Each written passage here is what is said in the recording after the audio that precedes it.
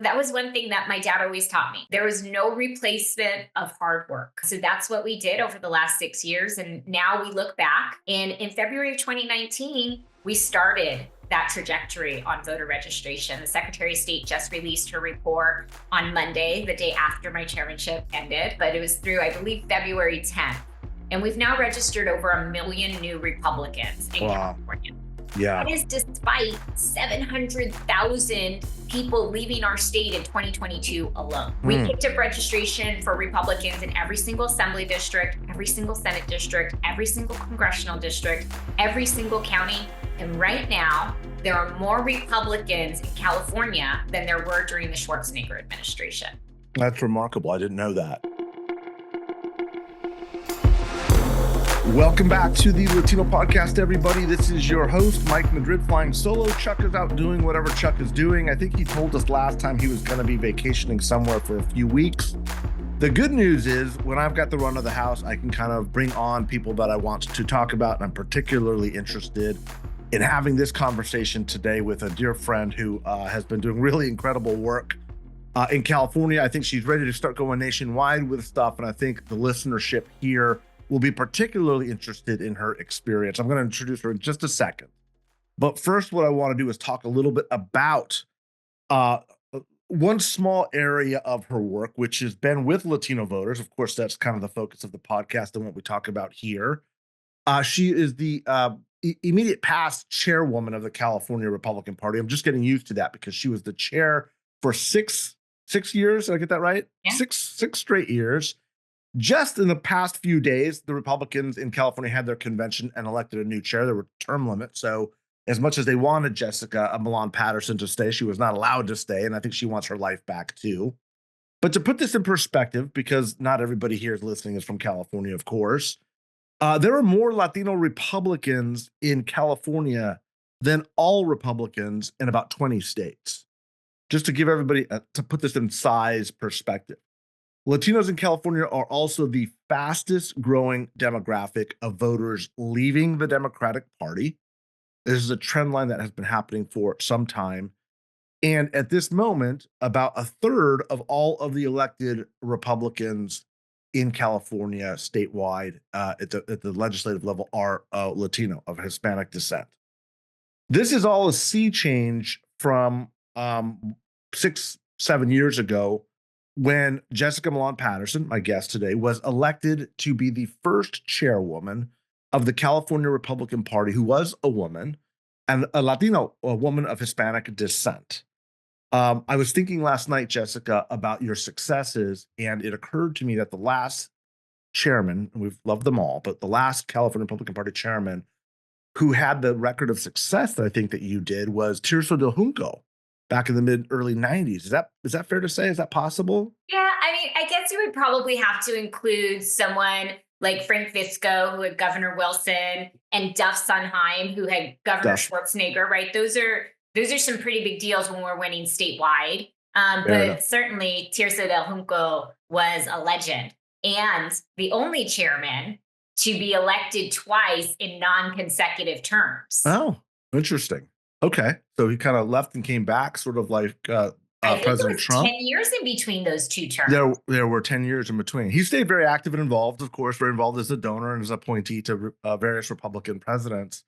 But Tirso was the first Hispanic chairman of the California Republican Party, very, very involved. And he was the chair of the party in during Wilson's reelection term in 1994, which was a very, very big Republican year nationally, but also very big in California.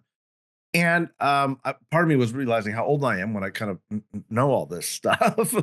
But I wanted to have you on today because I wanted to talk about what you were doing that worked. The bottom line is you had an extremely successful stewardship of the Republican Party that so many nationally had kind of thought the GOP was like kind of never going to come back. And you remain very, very steadfast in your commitment to say, nope, yes, it is.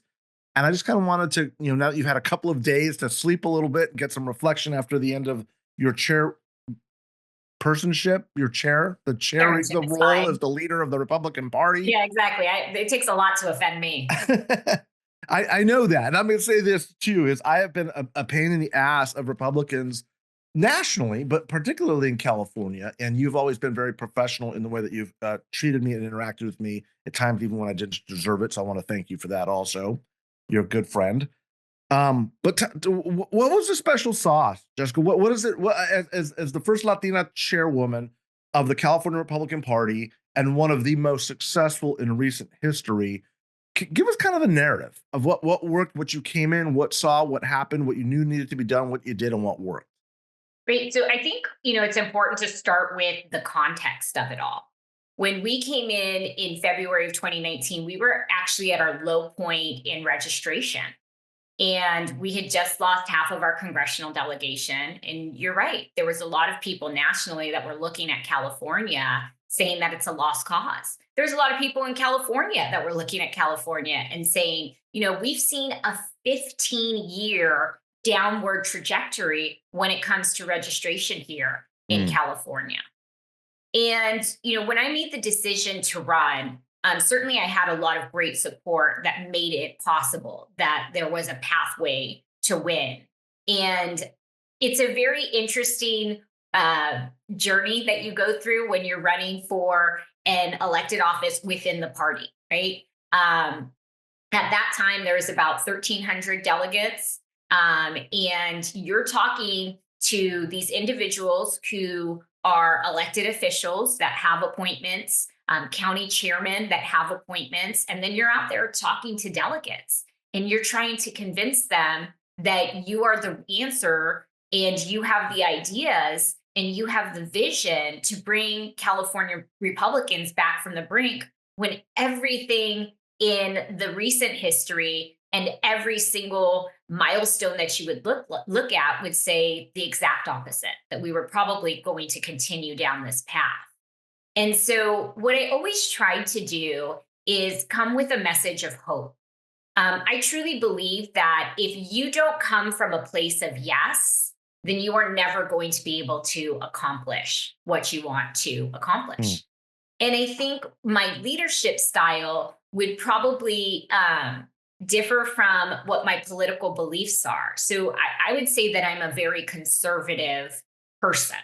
But what I always felt was that when growing the Republican Party, this is one area in life where you don't want to be too exclusive. And I wanted to make people feel at home and welcome in our party. And I think that that was one of the key things. So, you talked about there were times when you and I disagreed on things, but Mike Madrid is a Republican, and I was never going to come and attack another Republican. My focus, here in California, if we looked at what California Democrats have done to our state, we could talk all day about California Democrats and still have stuff to talk about tomorrow. And so that was always my focus. My focus was the 97.5% of the stuff that we agree on, and then making sure we were taking the fight to Democrats, because I felt for far too long, Democrats were getting a pass. And so a part of that was showing up in communities that had been neglected by our party over the years. And you and I have talked about this so much. There is full communities that the Republican Party was just completely ceding to the Democrats.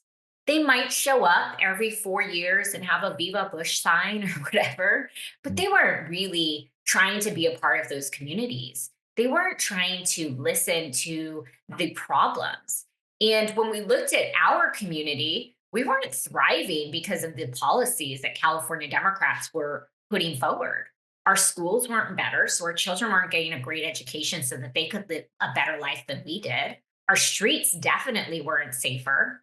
It wasn't more affordable to live here when we have the fifth largest economy and only 15% of Californians can afford a home. So we really needed to show up and, focusing on being welcoming, focusing on the issues that matter most to Californians and that we could point to Democrat failures. And then, of course, really rolling up the sleeves and doing the hard work. And, that was one thing that my dad always taught me. There was no replacement of hard work.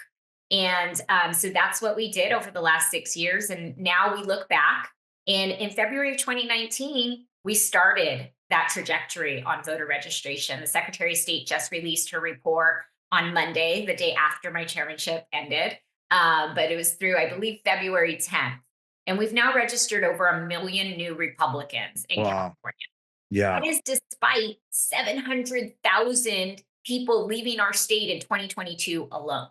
We Hmm. picked up registration for Republicans in every single assembly district, every single Senate district, every single congressional district, every single county. And right now, there are more Republicans in California than there were during the Schwarzenegger administration.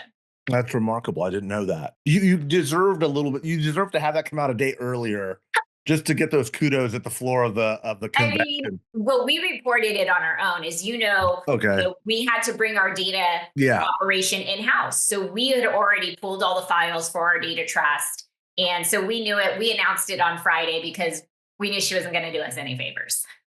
Yeah, and I really want to draw. I want to kind of explore some of those points because again, you did a number of things so successfully that I had never seen another chair of the party doing this, and I think it's really instructive because it's hard for people to understand just how big the California party is.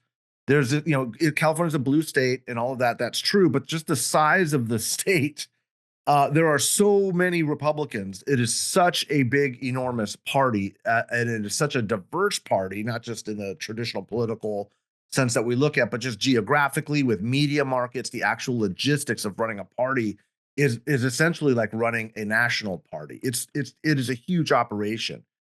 And part of the challenges, I think, would love your impressions on this, of running the California Republican Party is it's hard to master your own fate when you're dealing with a national brand because you have to work with all of these media markets, and as media is kind of disappearing, or at least the traditional media is disappearing, it's harder to break through. But one thing that you did that was exceptionally successful, at least from my opinion, was you were able to prosecute the case of the failures of California from this kind of monoculture, as I call it, not just a one party state. It's a monoculture. It starts to turn toxic when it's just one group. And when you were, I think, able to kind of draw the distinction between what was happening between not just both parties, but what was happening in the state, I think people started to realize maybe everything isn't going as well as I thought it was. And certainly in the last couple of years, you started to really see that big movement away from the Democratic Party to the Republican Party. You started to pick up seats where nobody thought that they were possible, in communities that nobody thought that they were possible. And it leads me to believe that it wasn't just Republicans who were not showing up. You were probably showing up in communities where the Democrats hadn't showed up in a long damn time, especially these high concentration Latino counties like Imperial County or in the Inland Empire, where you saw these really massive shifts. I mean, what are your thoughts on that? Well, we definitely saw an opening because of the neglect of the Democrat Party. And even if you're showing up, but you're showing up and your policies are adversely affecting, I'm going to start waking up to this. I did a panel at USC a couple of years ago when it was during the at the time Biden was still running against President Trump, but it was for the 24 election cycle. Mhm. And the Democrat strategist that they had on there with me was like, we need to go educate people about how well they're doing economically. And I was like, my friend, they get the education every single time they go to the Yeah. grocery store. Yeah. $100 doesn't go as far as it does. They get the Mhm. education every single time they're filling up their gas tank. They are getting that education when everything is costing more and wages are not keeping up with it. You do not need to educate them. And even if you try, they're going to know what's happening in their own pockets. Yeah. So I would say that, with the national brand and what was happening here in California, we definitely saw an evolution from 2020 to the 2024 cycle, right? I often said in 2020 that there are 11 states that President Trump is going to be playing in. None of them are named California. So what we Mhm. have to focus here on in California is the issues that are important to Californians, and we have to talk about what is happening. So at that time, one of the big issues that even our federal candidates talked about was AB5 and this, attack on independent contractors. So we really tried to focus on those local issues, the homeless crisis, right? And tied it to the Democrat Party overall, public safety, and tie it to the Democrat Party overall. What I'd also say is that I think that there's some of our friends that would completely disagree with me, but I truly believe that candidates matter. And I know that environments can make or break people, but I have seen really good candidates get through on tough environments. When we picked up 4 congressional seats and an assembly seat in 2020, we found that, President Trump lost every single one of those seats, some of them by double digits. So we had to overcome that. And the only way we overcame that was with good candidates talking about the issues within their districts. And you have a unique ability to identify good candidates. You come from a background of training candidates. You were doing before you were the chairwoman of the party. You headed up Trailblazers. Is that the name of it? Mhm. Trailblazers was kind of the candidate recruitment financing arm. It was a very regimented program of candidates at all levels. I think. Correct me if I'm wrong, but So it initially started as a focus on legislative candidates. okay, And it was modeled after Speaker McCarthy's very successful Young Guns program. that's right. And it existed outside of the party. We worked very, very well with the party. In fact, Senator Brulte especially was an amazing partner for us, and we utilized the headquarters and great, great partnership. But we did exist outside of the party. But the number one question I would get from people when I ran Trailblazers was, you need to do this for the local candidates. And as you know, campaign finance laws here in California, you have to be very specific with the way that you are utilizing your money. And we were a 527 state PAC. So we had to focus on those legislative seats. The cool thing about being chair is you get to decide what your priorities are. And for me, candidate recruitment and training is something that's critical. And so what we did was we brought California Trailblazers in-house. And we no longer needed to use candidate specific money. We could use party building money. And we now are able to train candidates at every level of government. So state legislative races, congressional races, but also water boards, school boards, city council races, you name it. We were training people to make sure that we could build that bench for these legislative candidates. I'm talking to Jessica Millan Patterson, who wrapped up a very successful tenure as the chairwoman of the California Republican Party, a 6-year run, elected 3 times, 3 2-year terms, was termed out. Is going to go on to bigger and better things. We're going to get to that in just a second. But she's also the first Latina to run the California Republican Party and has saw really extraordinary successes and gains broadly in the state, a state that most people really had written off generationally and said California Republican Party is never going to come back, but particularly some successes with the Latino community, the fastest growing part of the electorate that is shifting the fastest towards the Republican Party. Jessica, do you feel you've been active in GOP politics for a couple of decades now? Have you felt the party energy, enthusiasm, focus change from the early days of when you first got involved? You grew up in Southern California, right? I grew up in Southern California, Hacienda Heights, Montebello. And it was, I would definitely say that there was a lull in there. When I was growing up, my first volunteering on a campaign was for Governor Wilson. Mhm. Um, and then when I really started working in politics, it was the recall. And so the That enthusiasm saw that was Schwarzenegger elected. correct. Yeah. Yes. So the enthusiasm that was there, and I want to say, and you can double check this number, but I want to say that in that recall, we ended up at like 58%. It was like an astronomical number. between Schwarzenegger and Tom McClintock in that second question. Is it yes on the recall? And if it's yes, then the second question, who do you want? So between Congressman McClintock and Governor Schwarzenegger, we had a really high number. So, Mhm. and of course, with Governor Schwarzenegger, I mean, everything was a production and he was this Hollywood celebrity superstar. And Right. so I would definitely say like the energy then was just phenomenal. And, we had a Bush presidency in there. And then, probably like around 2010, when Governor Schwarzenegger left office rather, and we didn't have a Republican that replaced him. And then at the national level, we had the 8 years of President Obama.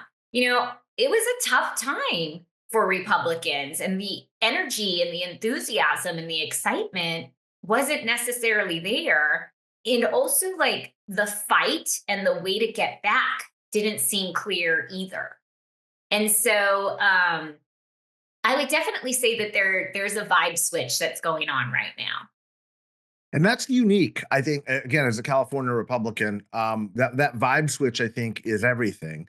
Look, there's still a long way to go for Republicans to go Yeah. in California, but I don't think anybody would deny for a moment that something has switched, something has changed.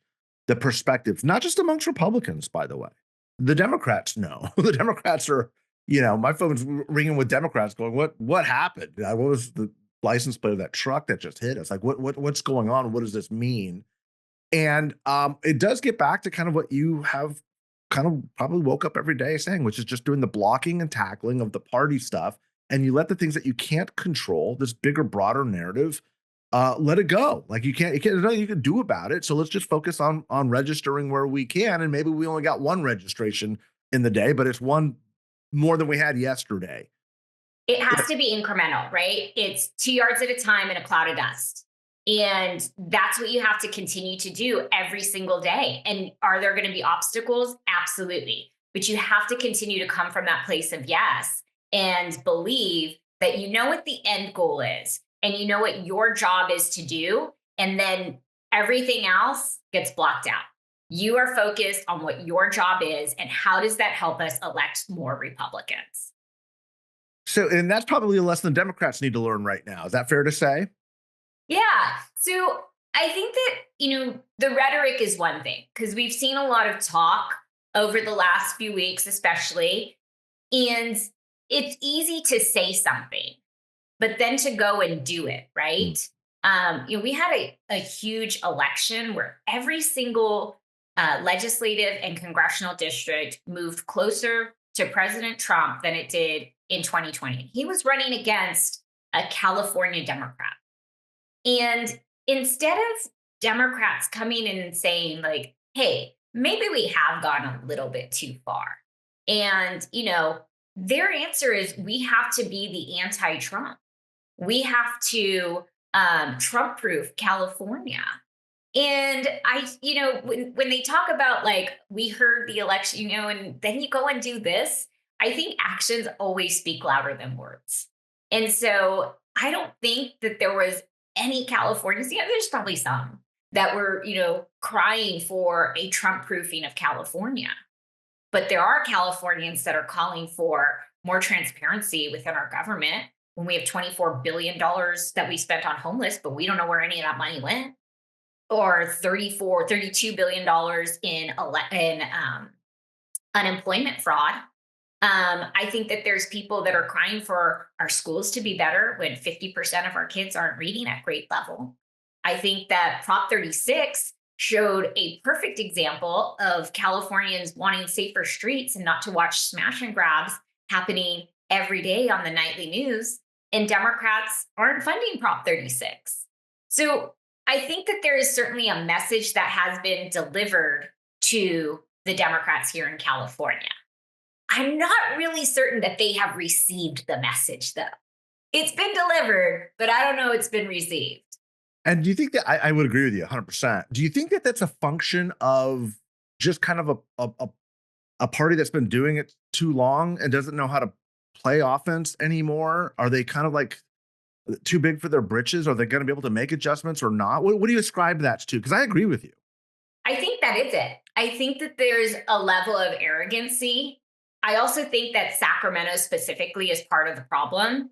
I try and spend as little time in Sacramento as I possibly can. Mhm. If you followed me at all over the last 6 years, you would see like my time was spent around the state. And I think that they get into a room and, they go through TSA, first of all, and they just absolutely lose their minds. I don't know what the scans do to them, but something happens to their brains. And they say one thing in their district, and then they come up to Sacramento, and it's like they're all in the same room, the bubble, as some of us refer to it as. And the arrogance and the lack of proper representation of the communities that you were sent to represent is just it's almost deafening the way that they have um, ignored what California voters are asking for. You come from a blue collar working class Latino family in the San Gabriel Valley, Hacienda Heights, Montebello. Like that's the heart of. It's one of my favorite parts of the state because it's like a third Latino, a third Asian Pacific Islander, and a third white. It's like California middle class, blue collar working folks. And I think one of the really profound dynamics of this era that we're entering, I think it's just starting in California, is this change of working class voters away from the Democratic Party and obviously to the Republican Party. Have you, and I know you talk to counterparts and Democrats across the aisle too. Have you noticed like this, or let me rephrase this, ask this differently. How have you seen their reaction to working class people leaving the Democratic Party? I think there's a little bit of shock to it. And you're right. You perfectly described the high school that I went to at Glen A. Wilson. It was a third Yeah, Hispanic, it was a third Asian, and about a third white. right. And that is exactly, the San Gabriel Valley that I grew up in. And my dad was a UPS man for 32 years. Mm, He was a labor guy. He was a Teamster shop steward. mm, And for years, was a Democrat. And labor was his issue. My mom is probably what you'd refer to as a Reagan Democrat. She was a very faith-filled woman, but she'd always voted Democrat, except with the exceptions of people like Ronald Reagan. mhm. And then she and my dad, both eventually converted. My mom probably around 2000 or 2004, like right around the Bush era. And then my dad, I think, finally did it in maybe 2012. He had had 4 years of Obama and he was just done with it. But I think that the Democrats are a little bit surprised. And, one of the first inroads that I started working with when I was chair, because you can remember probably not that long ago, 10 years ago, where if you took any type of union money as a candidate, you were shunned by Yeah, fractions of the Republican Party. absolutely. And, individuals that I believe are with us on the ideas and maybe with us on almost every single issue except for pensions are the public safety faction. And, that is a place where I wanted to make inroads right away because I knew that the rank and file was with us on the ideas. When you have an assembly member that's calling police dogs racist, and there's every imaginable use of force bill that is going through this assembly, when we're watching criminals be released from jails and prisons all over our state, and the holding back of our public safety enforcement of the laws, and they can't even do their job. You know, this is a place where it's like, all right, we need to start having some conversations because we are with you and we want to make sure that you have the tools and resources to do your job. And those were some of the best partnerships, Mm. the buildings and trades, you know? making sure, California makes it so incredibly tough for development here in California. So I think that they always thought that they were going to just have this in the bag. But then, some of the people up in Sacramento pushed these individuals out. So now Mm. they were coming to the Republican Party looking for a home. And I wanted to make sure that it was a welcoming place. We have a CTA caucus, a California Teachers Association caucus Was the at the teachers union. Republican Party. Hmm. And when You I do? first was, one more time. You have a CTA caucus, a California Yeah. Teachers Association caucus at the Republican Party. Yeah. Yeah. Wow. Okay. So when I Things have was first changed. running, and Senator Brulte would meet with them at every single convention, and that was one of the first commitments that I made. This caucus has probably tripled in size Mm. since I became chair, and a lot of it has to do with the bills that are coming through Sacramento. Yeah. And you can't discipline students when, the teachers aren't supported. These are huge issues that they want to get through their lessons. They want to change minds and develop them and prepare them for life. And Sacramento often makes that very, very difficult for some of these teachers. And making sure that teachers with conservative values and principles had a place at the California Republican Party. These are things that we were doing. That is truly remarkable. Again, as somebody who was a political director 150 years ago, wherever it was, to think that there would be a caucus at the California Republican Party for the California Teachers Association, the largest, most powerful, influential lobby in the state of California. Good for you. I mean, that's a big sign. And the fact that you've tripled those numbers over that time tells you that things are changing. The unions are changing. Rank and file union membership is changing. You go and talk to some of these building trades folks. I want to say over half of building trades members are Republican. Maybe like 70%. Like, it's extraordinary. These are the people that work with their hands, that are pounding nails. And I guess it shouldn't be a surprise that the daughter of a union man understands that culture and has been welcoming and accommodating and saying, yeah, there's not only a home, but I'm kind of leading the home, and this is how it's going to work. You're also tapping into something I think that's really fascinating. NBC News poll came out, national poll, showing that the Democratic Party was at its lowest favorability in ever since NBC has been polling, high 20s, very poor numbers for a party. And I think the most remarkable shift has happened literally since the 2020 election. And I don't think people realize like how far left the Democratic Party has gone since 2020, just since 2020, like the issues that they've championed and leaned into and really redefined the party in a very different way, which may last for a very, very long time.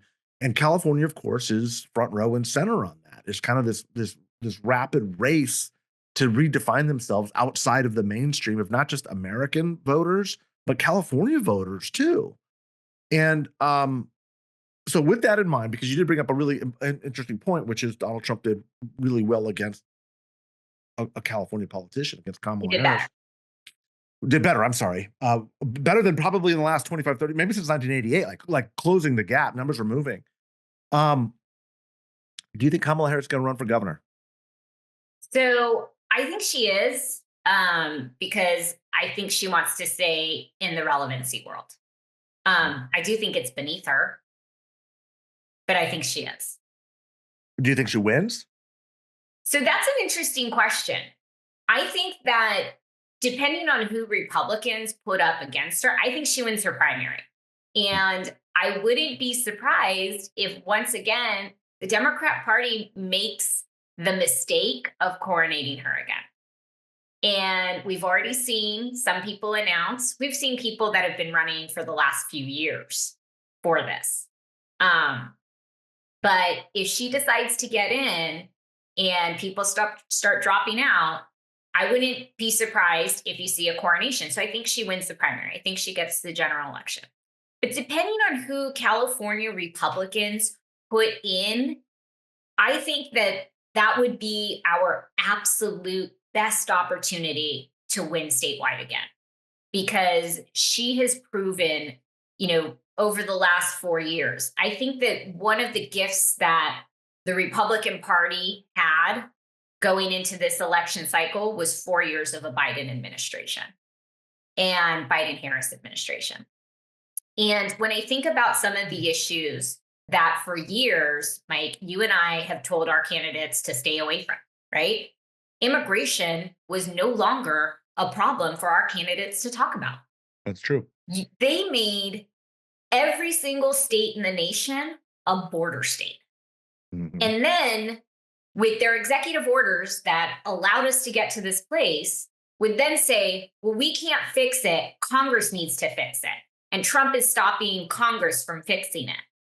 Then you have Trump come in on day one, and we're 6 weeks in, and 96% the illegal crossings have gone down. Nothing happened at Congress.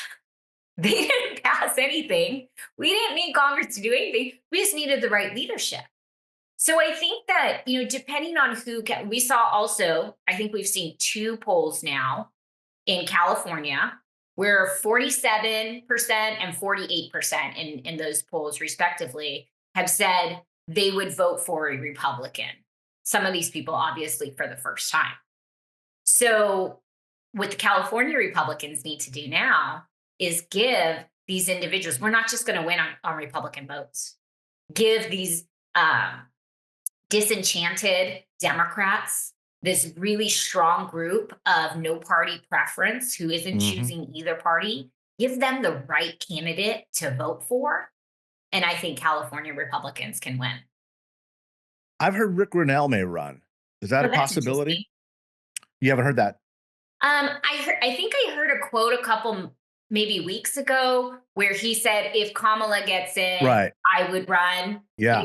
I mean, I feel like he is so busy with everything that President Trump has him working on. Yeah. I don't know. Can't run for governor in the middle of kind of managing affairs around the world for President Trump. What if I could shift now real quickly? Gavin Newsom started a podcast. Which has been, I think, widely criticized by his own party. Good. We're sitting down with, starting with Charlie Kirk, and then Michael Savage, and then Steve Bannon, some of the most prominent voices in the media, in the Republican media ecosystem. What are your thoughts? Well, let's talk about the podcast first, and then I'll talk about his governorship after that. Okay. So regarding the podcast, yeah. In full disclosure, I have not seen the podcast. I have seen some clips of it. I think the moment with Charlie Kirk, where he was talking about his son, and Charlie Kirk said, you kept the schools closed for 2 years. What's one more day? Laugh line. That was solid. I thought that was really, really funny. But 3 podcasts he dropped in 1 week. In that same week, he first asked for $3.5 billion to fund Medicaid from the general fund. And then a few days later, he asked for another $2.8 billion. These are with a B, billion dollars. We're not talking about millions. And it's just to get us through this next month. And we're funding, a lot of this is going toward undocumented. Correct. Citizens. Correct. These are a wide, this is what has caused part. The shift and the need. Yeah. So there's a lot of problems that California, like we have already talked about, surpluses to deficits. We have talked about fraud at the unemployment department. We have talked about $24 billion worth of homeless spending that we don't know where any of that money has gone. We've talked about crime. We've talked about education.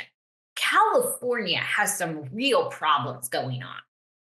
I think it's such a bad look, and not coming from the Democrat perspective, you shouldn't be giving ear to these conservatives. But I think it's such a bad look that your state was literally on fire. You have all of these other figurative fires going on, and you're dropping 3 podcasts in a week. I just think it's a really bad look. What's he doing? What do you mean? What is he doing? I mean, why is he doing president, like he's been doing for the last 10 years, Mike? Yeah. You convinced this is part of that pivot to the center kind of a thing, centering up, or what? 100%. 100%. That's why he goes on Fox News, right? He Mhm. wants to start appealing to people in Iowa and New Hampshire. And he wants to win a Democrat primary. What do you think the prospects of that are? It'll be interesting to watch. Don't get me wrong. This guy is a shiny tide salesman, right? He's got the gleam in his teeth, the twinkle in his eye. And some people fall for that. I've got an aunt who just thinks Gavin Newsom is just like, oh, he's the best. He's the best. Um, but I don't know when you go into places like Pennsylvania and Wisconsin and you talk about California, whether or not you think that they are doing the best job. I would argue that most of the country looks at California as the example of what not to do. Mhm. And I don't think people understand in California how strong that sentiment is outside of California. Like, we all think in California, and I love my state. I mean, I'm not happy with where it's at right now, full disclosure, and for a while. But I love California, but I am keenly aware, like, nobody in the other 49 are saying we want to be like California. That's not a thing. No. People And are it's not not. because the views of our oceans and beautiful mountains, our wonderful Central Valley that provides food for the entire world, none of that has changed. It is the policies and the way that our government has been run. So this rightward shift that's been happening with working class people generally and Latinos specifically is part of the whole that Democrats are going to have to patch up with a really good storyline if they're going to be competitive in the next presidential election. Governor Newsom's story on this is not good. In fact, I would argue it's one of the worst in the country. If you look at the metrics of where Latinos are at, working class people are at, they're falling further and further behind by basically every economic metric, by absolutely every affordability metric.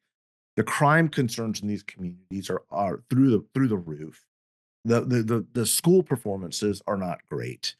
Um, Talk to me about the missed opportunities of or just your general impressions. I don't want to put words in your mouth. What are the general impressions? You have been chairwoman, I think literally the exact same time, a complete overlap with Gavin Newsom. Is that right? No, you were there before him a little I'm bit. 6 years. He's So six. He's heading he into was his in sixth eight. year. He was elected in 18. I got elected in January of 19. So yeah, it's a pretty close overlap, right? Yeah. So you've been kind of the voice, the counter. I mean, let's be honest. You've had as big or bigger a platform than a lot of our legislative leaders because Republicans are in a super minority status. You're the one traveling up and down the state. You have been the counterpoint to Gavin Newsom from the get. What has been your observation? I know this is kind of a softball question, but you're also pretty thoughtful and substantive on these things too. You think about these things every day. What has this meant during the California arc of history, this administration? Well, I think that's it. Particularly in that first cycle in 2020, right? We got to talk about Democrats being in charge for 10 years and what has happened to our state in 10 years. And then in the next 4 years, we not only got to point to Gavin Newsom, Democrat one party rule with super majorities, we also got to talk about 4 years of a Biden Harris administration.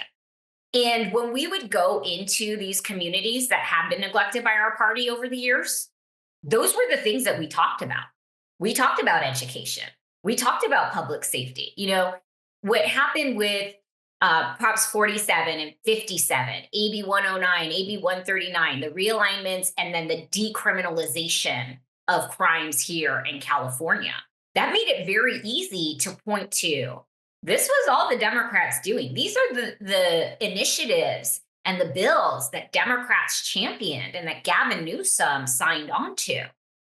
When we talked about education, this is the process and the structure that California Democrats have built so that the California Teachers Union is the most powerful union here in California.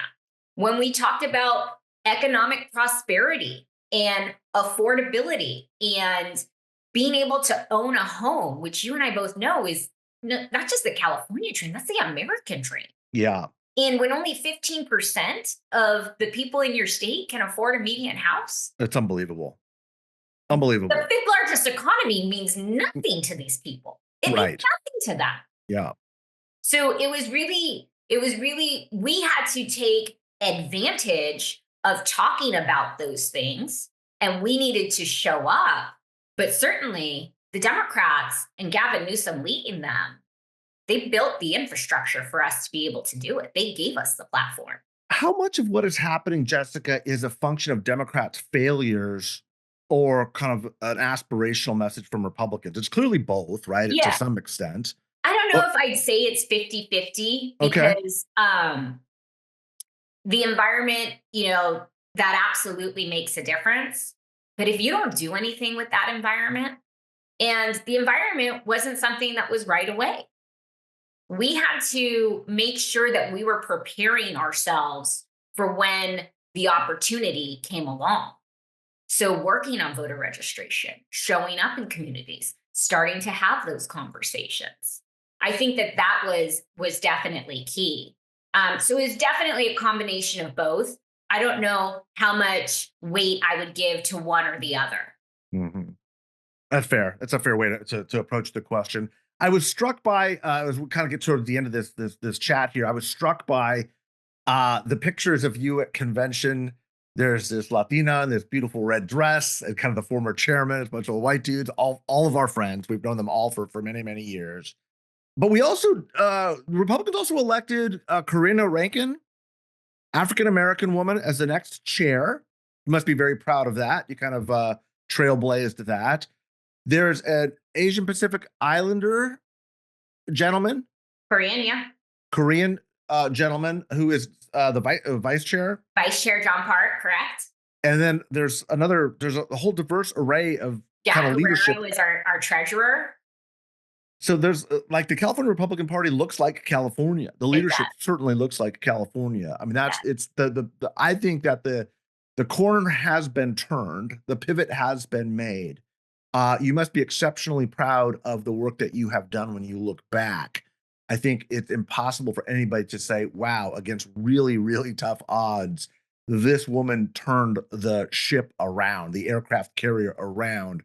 And so I want to say congratulations. I'm going to end it on one other last question, which is what does Jessica Millan Patterson do next? Yeah. Well, the short answer is I'm really excited to be able to work on projects that I'm really passionate about. Very clearly, focusing on the Latino community. I mean, I have said it for the last 6 years. I believe that is the road back to sanity here in California.